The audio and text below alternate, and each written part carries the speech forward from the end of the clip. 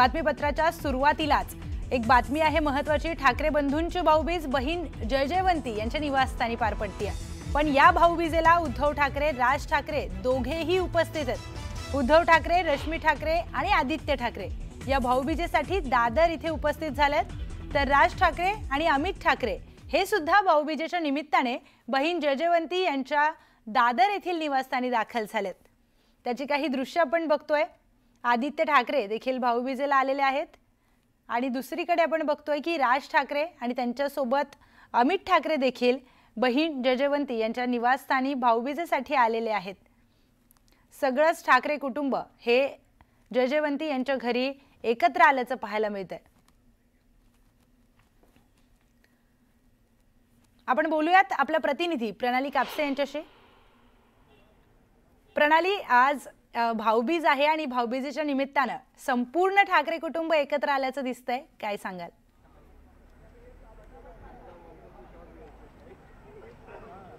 बऱ्याच वर्षानंतर हा योग खरं तर जुळून आलाय असं म्हणायला हरकत नाही। ज्यावेळेला राज ठाकरे, उद्धव ठाकरे एकाच वेळेला जयजयवंती देशपांडे यांच्या निवासस्थानी भाऊबीजेसाठी पोहोचले असतील।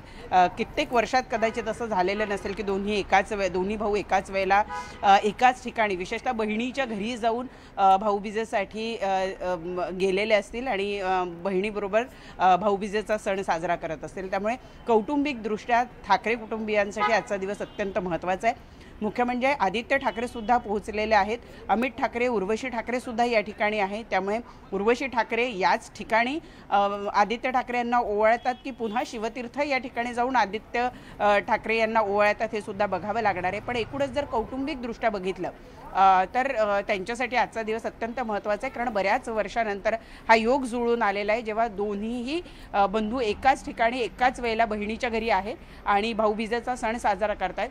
राजकीय दृष्ट्या दोन ठाकरे बंधू एकत्रित येतील असं जवळपास आता दिसत असलं तरी ही घोषणा दोघांच्यापैकी कुणीही केलेली नाही आहे। उद्धव ठाकरेंनी यापूर्वी अनेक वेळेला असं म्हटलेलं आहे की आम्ही एकत्रित आलेलो आहोत ते एकत्रित राहण्यासाठी। याचा अर्थ हा केवळ कौटुंबिक जिव्हाळा हा निर्माण झालेला नाही आहे, तर येत्या काळात राजकीय दृष्ट्या सुद्धा हे दोन्ही पक्ष एकत्रित येतील हे आता जवळपास निश्चित होत आलेलं आहे। परंतु मनसेच्या वतीनं अजून अशा पद्धतीचा कुठलाही दुजोरा देण्यात आलेला नाही आहे किंवा अशी कुठल्याही पद्धतीचं हिंट सुद्धा देण्यात आलेलं नाही आहे। परंतु जितक्या मोठ्या प्रमाणावर गेल्या काही दिवसात या दोन बंधूंच्या कौटुंबिक गाठीभेटी होत आहेत त्या नक्कीच येत्या काळात त्यांचं राजकीयही ऐक्य आपल्याला बघायला मिळेल हे जवळपास सांगणार आहे। कालच आपण बघितलं की राज ठाकरे यांच्या मातोश्रींचा वाढदिवस होता आणि त्यासाठी सुद्धा उद्धव ठाकरे आणि रश्मी ठाकरे हे संध्याकाळी 7 वाजता शिवतीर्थ या मनसे अध्यक्ष राज ठाकरे यांच्या निवासस्थानी पोहोचले होते।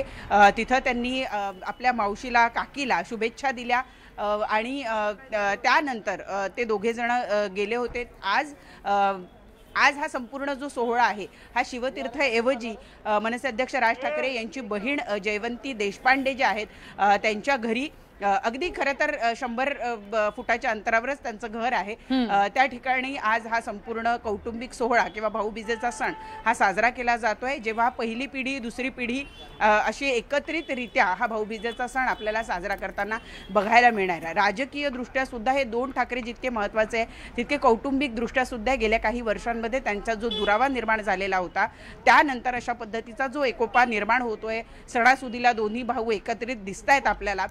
त्यामुळे नक्कीच महाराष्ट्रातले जे शिवसैनिक, मनसैनिक आहेत आणि त्याचबरोबर दोन्ही ठाकरेंनी एकत्रित राहावं अशी इच्छा बाळगणारे जे महाराष्ट्रातली लोक आहेत त्यांना नक्कीच आनंद होत असेल। निश्चितच प्रणाली, धन्यवाद आपण दिलेल्या सविस्तर माहितीसाठी।